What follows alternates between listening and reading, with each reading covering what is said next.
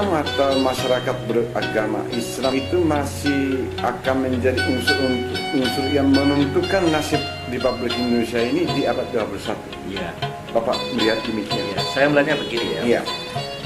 Islam sebagai agama yang dianut oleh mayoritas bangsa Indonesia, atau balik mayoritas bangsa Indonesia beragama Islam, itu merupakan hal penting di negeri. Iya.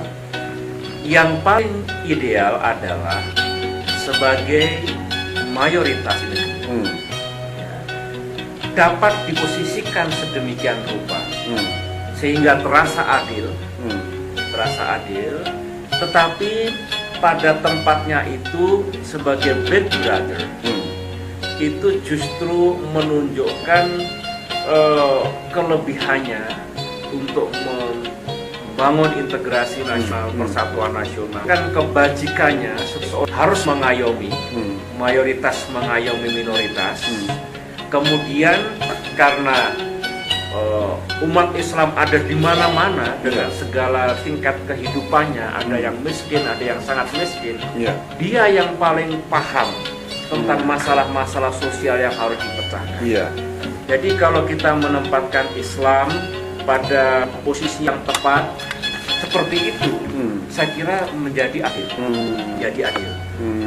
Karena mereka sebagai big brother, mendapat kehormatan dan mendapat satu posisi untuk bisa menata negeri ini tentunya dengan baik.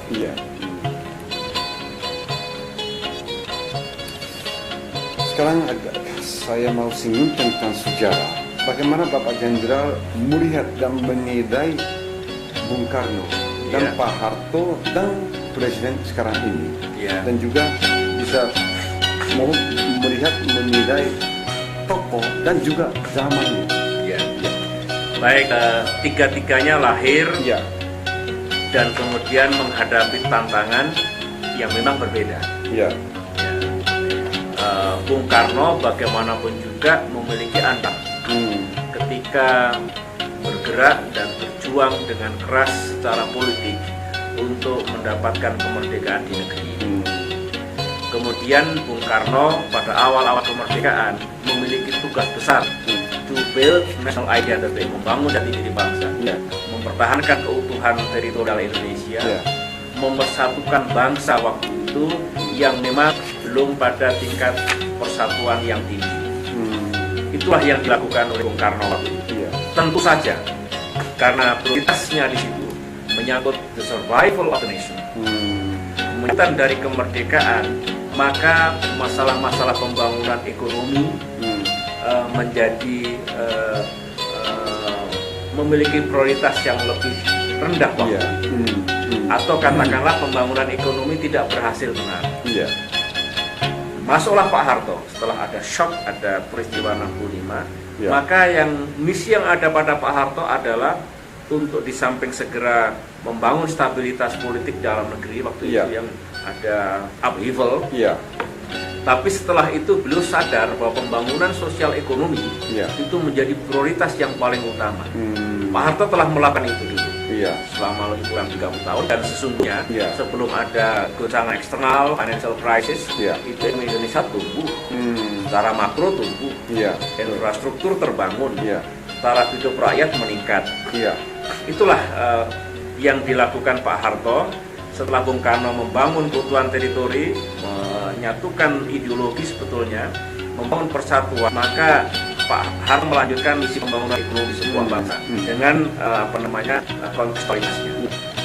Pasca Pak Harto, sadar kita sekarang ada yang belum sentuh dengan bagus, yaitu sebuah perlindungan hak asasi manusia, demokrasi yang makin terwujud, kemudian supremasi hukum yang makin tegak. Maka menurut saya Pak Habibie ke depan itu mengemban tugas ini, bagaimana menghidupkan kembali semangat demokrasi, praktek demokrasi, asasi manusia dan supremasi hukum itu sebagai karakter utama dari masyarakat madani. Ini misi sejarah, ini tantangan kepresidenan beliau. Nah, menurut saya tiga-tiganya itu kalau kita letakkan dalam satu bentangan sejarah kemajuan bangsa, menurut saya setiap pemimpin itu ternyata melakukan tugas kepemimpinannya pada tantangan zaman yang beliau itu hadapi. Adalah di situ.